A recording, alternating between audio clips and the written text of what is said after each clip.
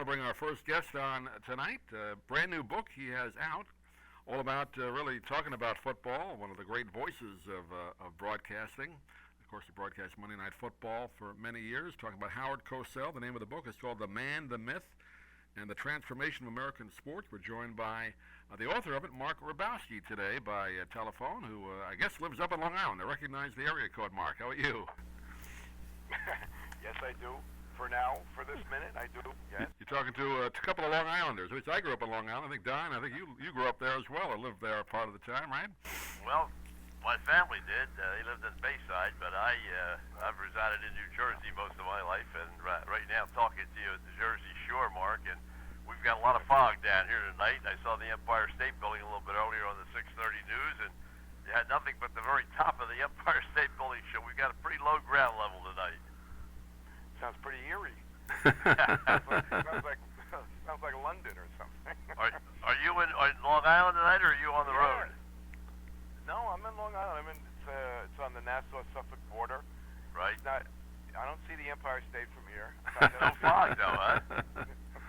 We got plenty of fog here. I'll tell you that comes right off I'm right on the coast of Jersey Shore here. We've got plenty of fog. Right.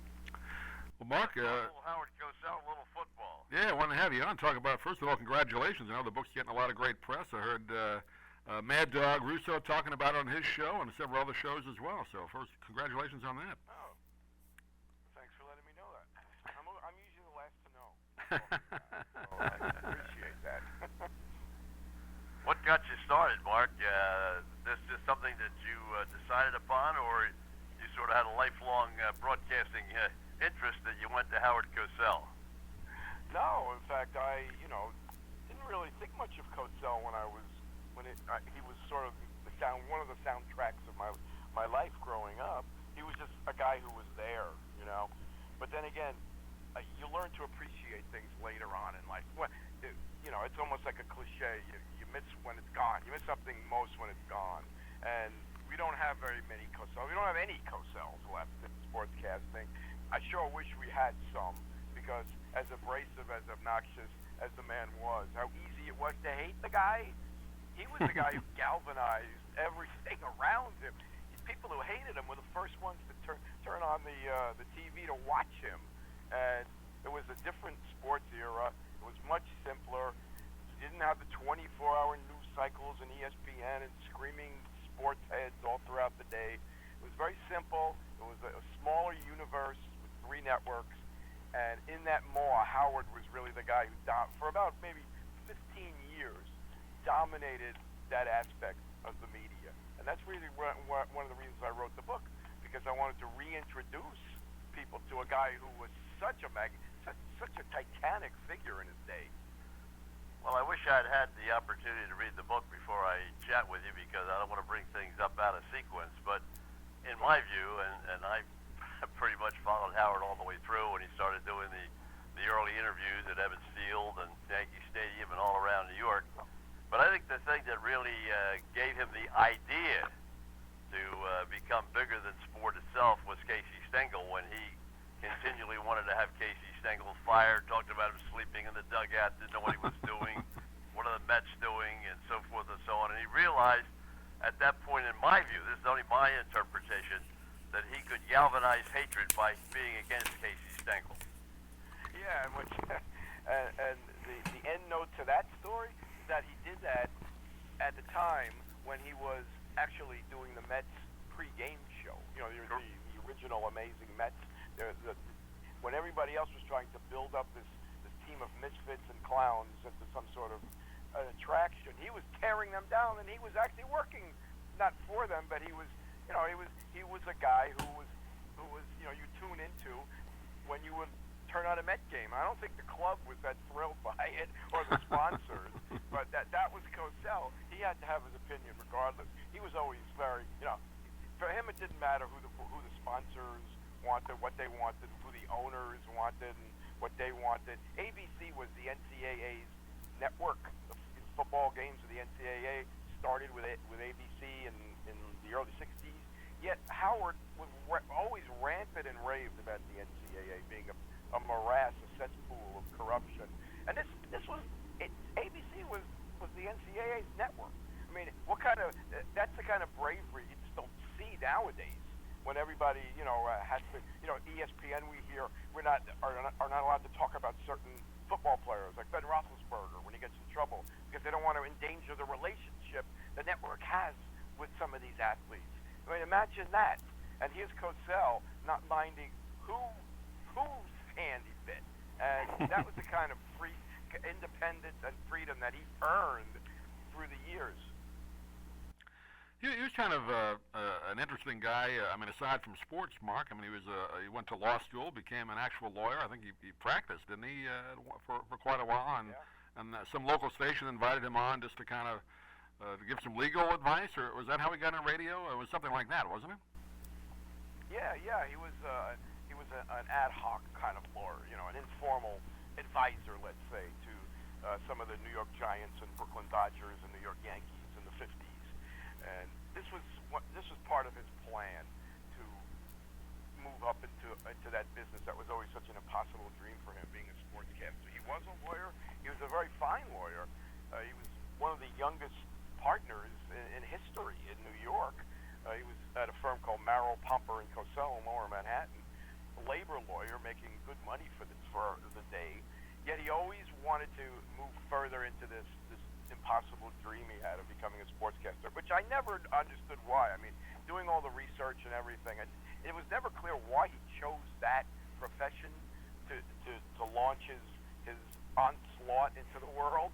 But I guess it was because he wanted as many people as possible to hear him. He was always that way. He was very arrogant, very obnoxious, very imperious, and I guess broadcasting was a way of making that voice carry as far as it could. And he did start very small at the very bottom of the ladder, doing a kid show. It was called All League Clubhouse, a bunch of kids asking athletes questions. But even then, he got attention for it because he wrote all the kids' questions. And the questions were harder than any of the sports writers of that era would ask the athletes. So he got attention even for that. And he just moved his way up very gradually because they wouldn't allow him to be on TV at all. He was relegated to the radio for about 10 years before the relationship with Cassius Clay / Muhammad Ali was really broke him out to the public on a broad basis.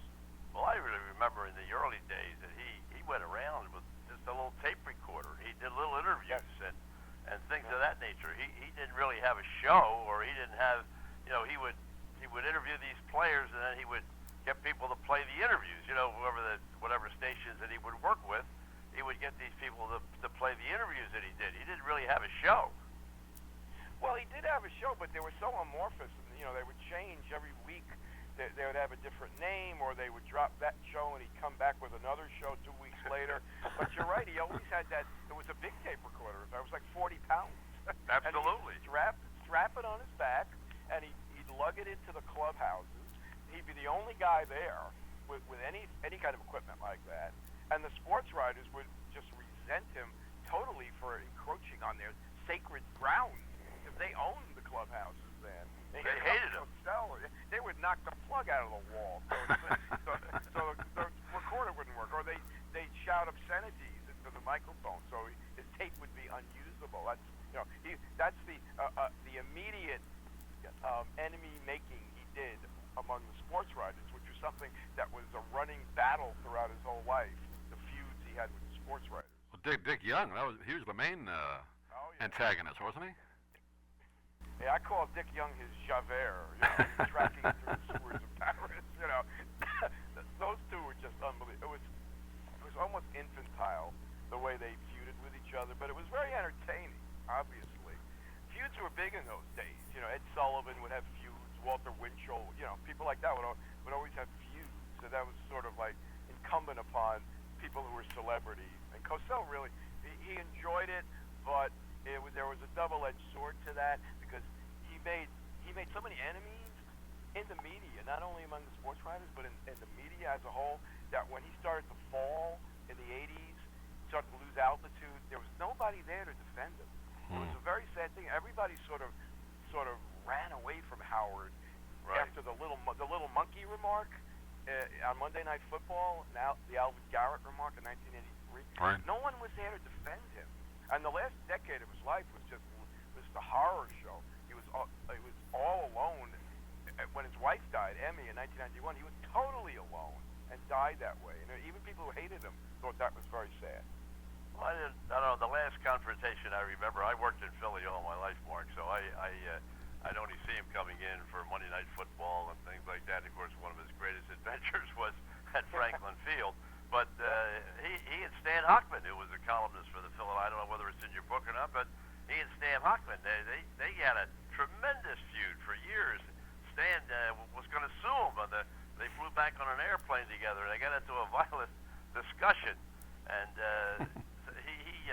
there wasn't a writer in the world that appreciated or liked Howard Cosell. Yeah, and he would know exactly which ones were writing nasty things about him. Even the smallest, the podunk bugle, he would know. I don't know how. It was his radar or something. He would know that somebody wrote something nasty about him, and he would stomp around the office all day vilifying whoever it was who did that. And it was like, here's Howard Cosell, the most recognizable man in sports in the country, obsessing over what some two-bit writer had to say about him in the paper. That was a tribute to the man's insecurities. Everybody who I interviewed always said the same thing, that Howard was the most insecure man they ever met, and that certainly showed up in a lot of ways. And it was one of the things that made him great, because he kept on, erecting these barriers with everybody, and that drove him, to almost, maniacal lengths to succeed. Right. But the enemies he made, as you say, everybody.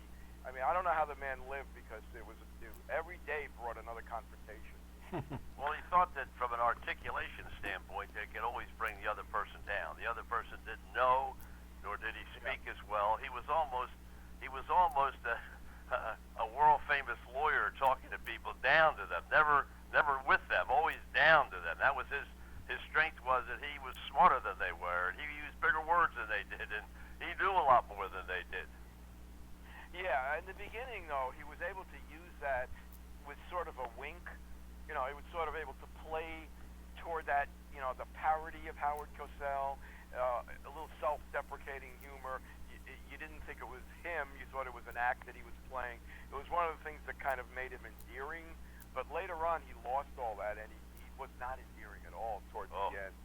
No, and as you say, everyone he would run into, would come away with this Howard Cosell story of being browbeaten and berated by Howard. It just became, it wasn't funny after a while. In the beginning, it was funny to be attacked by Howard. Larry Merchant said that, he said, at the beginning when he attacked us, we were flattered. We loved it because it was Howard. But towards the end, it was like, who is this guy to be attacking anybody?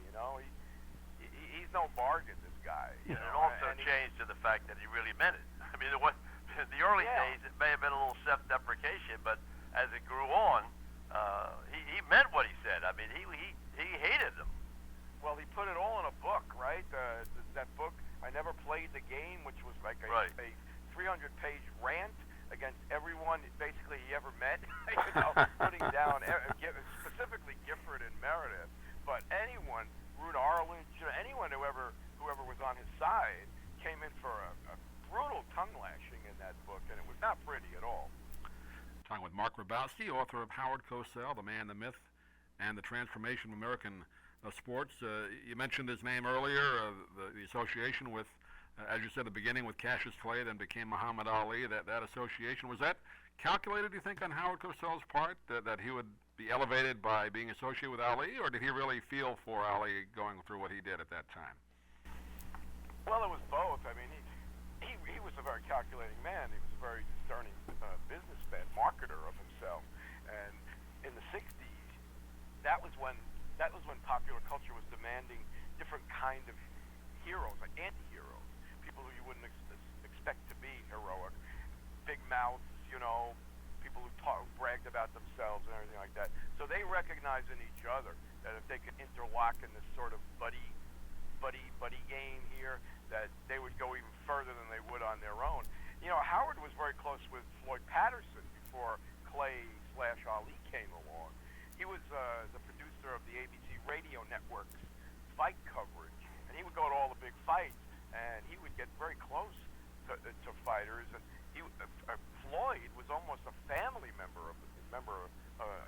Cosell's household. His wife and daughters loved Floyd, and then they had a falling out, which was almost like a divorce. It was it was that personal a thing, and that came about just as Clay was coming around. So I think it was, Cosell was ready to junk one wife for another, and Clay Ali became his wife professionally. Not like Emmy was his wife, but professionally. It was like his wife for about 15 years. They went through the same ups and downs and separations and reconciliations. But it was like, to the public, it was an unbelievable, it was like if Ali was there without Cosell, you'd say, well, where's Howard? Howard has to be there if Ali is there. It was a remarkable thing.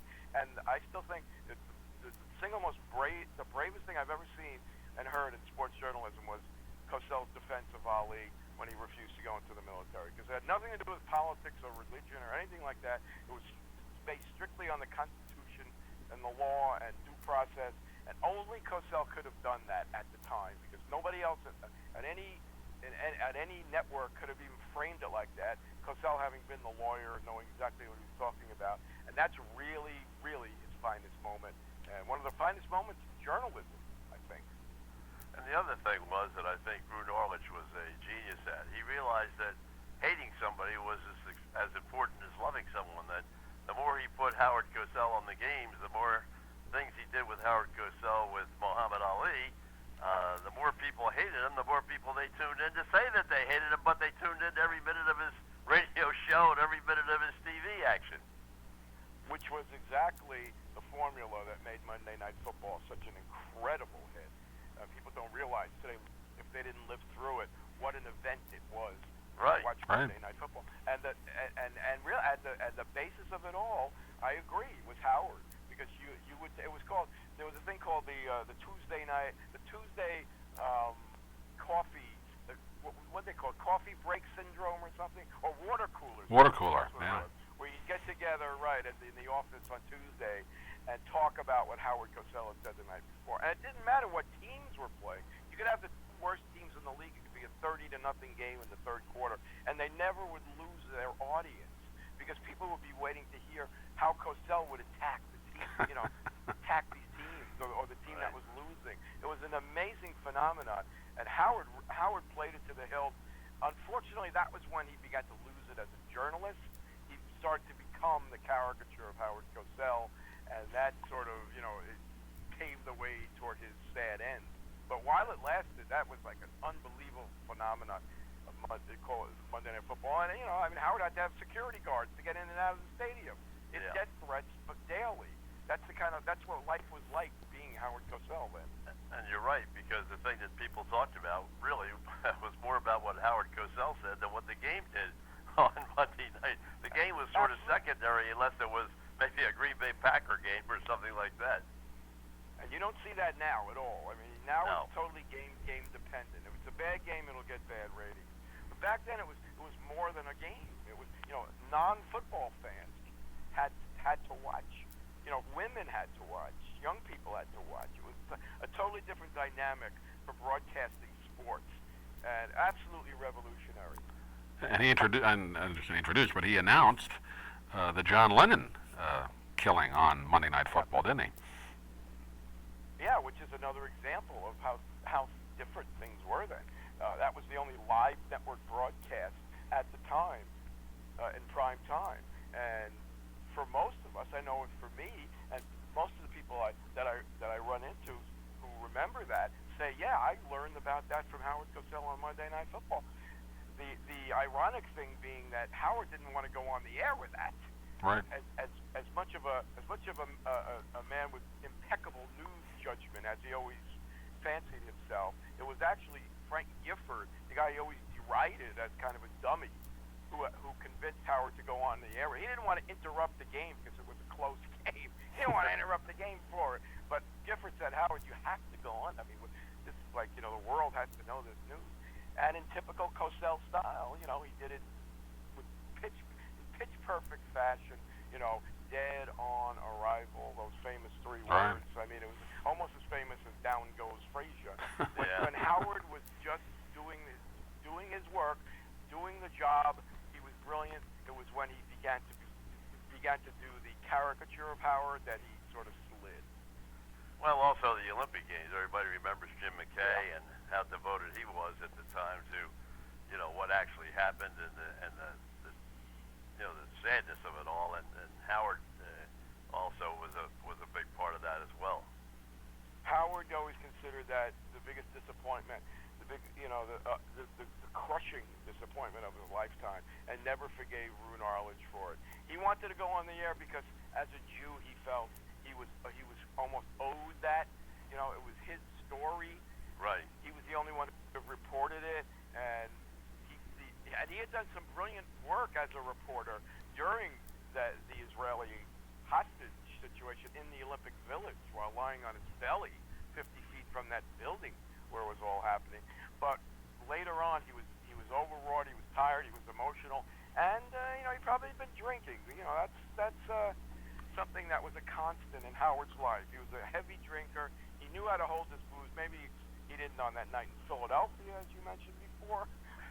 Although he always claimed he wasn't drunk that night. He claimed it was don't believe that.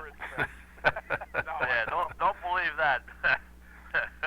but Roone Arledge would not let him on the air in Munich, and thank God, because he would have made a mess of it. And what we had instead was Jim McKay, doing the "They're All Gone." Yeah, great job he did. Gone. Yeah. He also. That was the biggest disappointment of his life. I was going to say also from the the journalism and the sports, Howard wasn't shy about doing some showbiz things. I know he made a couple of appearances on shows like The Odd Couple. Had that, I guess it was the Saturday Night Live with Howard Cosell show, kind of an Ed Sullivan type show. Didn't last too long, but he enjoyed that too, didn't he? I don't know how much he enjoyed that after a while. Not that, I mean the showbiz aspect, the roasts, the Dean Martin roasts, and all that kind of thing. Howard considered himself an A-lister. He considered himself the ultimate celebrity, and he rubbed elbows with other ultimate celebrities. Dean, Frank, Sammy, the whole deal. He could call up anybody and get them on the line. He did the Frank Sinatra comeback concert. Oh, right. Where Gardner introduced that. Yeah. Right. I mean, he did 3 Woody Allen movies. He was all over the place in the pop culture in the 70s and early 80s. He usually playing himself, which nobody else could do. The only one who could play Howard was Howard, and which is why there are no more Howards left. But he loved being a celebrity. He just, you remember Battle of the Network Stars? Oh, sure. That yeah. He loved to do that because he could make a foot race between Gabe Kaplan and Robert Conrad seem like the ultimate Olympics. Landy and Bannister or something like that. So yeah, he just loved that, and that was part of that era when he became less of a journalist and more of a caricature, and just he wanted to be a celebrity. Mark, one of the things you mentioned earlier, and I sort of made this always analogous to Howard, and that was Walter Winchell. The way he was all the way up, he was the greatest thing that from soup to nuts, and when he finally started to go down, everybody climbed on the bandwagon and watched him go. And I think they were very close that way. It's a good one. I definitely remember the feuds and everything. Was it Ed Sullivan and Winchell had that huge feud? Yeah, they had similar styles too. Very in your face. Absolutely. Nobody wanted to talk to Winchell in the end, and Toots Shore was another one that went all the way up and all the way down. Wasn't in broadcasting, but had the kind of personality that everybody loved at the top, but by the end, there wasn't anybody there. Well, that's what happens when you make enemies so readily as Howard did. Howard had to make enemies. It was part of his psyche that he had to have someone to hate on in order to build up his own ego. Very, very insecure man. I mean, he was never secure that he even would have a job from one week to the next, believe it or not. He was that insecure about it. He constantly needed people. He used to walk into the lobby of the ABC corporate building on Avenue of the Americas on Tuesday morning after the Monday night game, waiting for the executives to come through the revolving doors so that he could come up to them and hear them say what a great job he had done. This is Howard Cosell. He was so insecure about it. And at the end, he did himself no favors by making so many enemies. He could have used a few friends from '85 on, when everything sort of dried up for him. It was amazing. By the time he died in '95, people had already begun to forget him, and that's almost like a conscious backlash against somebody when that happens. After how high he had been, it was like people just wanted to forget about him. No question about it. And as I say, in Winchell's case, it wasn't TV, it was radio, but he was at the ultimate peak. You know, that Sunday night show that he did, and then, of course, the gossip column and all the other things that he did, and then went to California, and slowly things started to deteriorate, and basically exactly the same story as Howard Cosell. Nobody likes you at the end. Interesting. It's true. I remember him did the Untouchables opening, you know. Right, yeah. That was when, and similarly to Howard, that was at a time when few people even remembered who Winchell was, right? So you see the great fall. You see the great fall these people have. I know Al Michaels said in an interview Howard became it was bitter at the end. The insults weren't funny anymore. It became a bitter situation, and I guess, like you said, he literally died alone. His last few years, not happy ones. Huh? Terrible. Even the people who really didn't like Howard couldn't fail to be, to see the tragedy of this, the sadness of his ending, especially when his wife died, Emmy, in 1991, because she was really the only person throughout his life he could rely on. She was his ballast. Well, she went to every game with him. She went to every Monday night game with him. Oh yeah, she had to be there because he just lost all reality when she wasn't there. She was the only one who could stop him from becoming a pest, making a spectacle of himself in public. All she had to do was look at him. Howard, and he would stop immediately, like a little kid obeying his mother. And it was a great love story in the midst of all this clatter and din and confusion around Howard.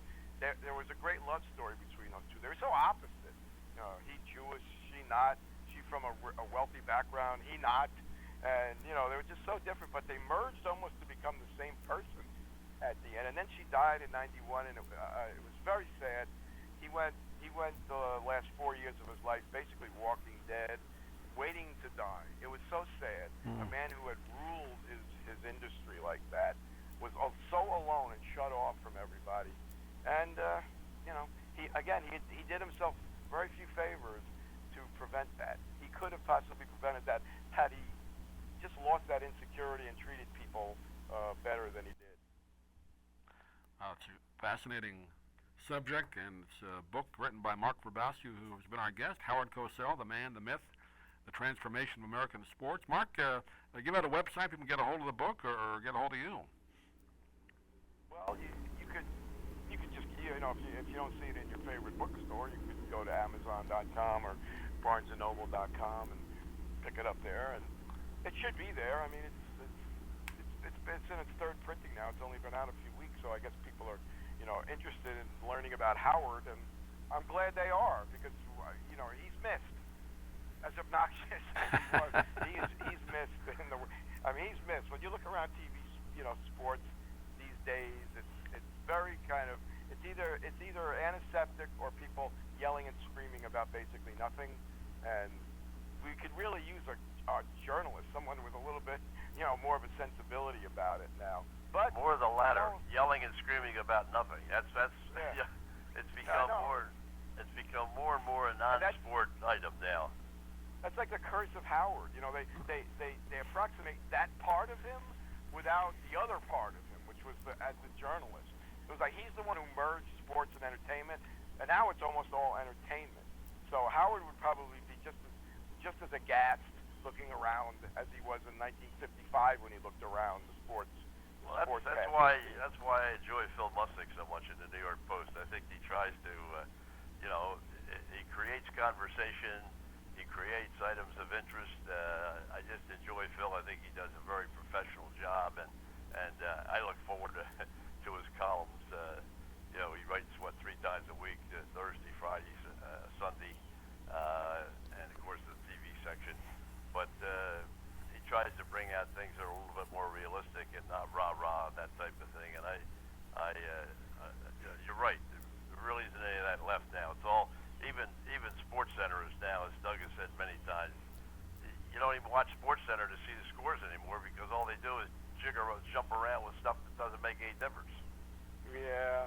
they have programming throughout the day that basically repeats itself every half an hour, Right. and it's all cookie cutter. It's all different people talking about the same thing. Like Right.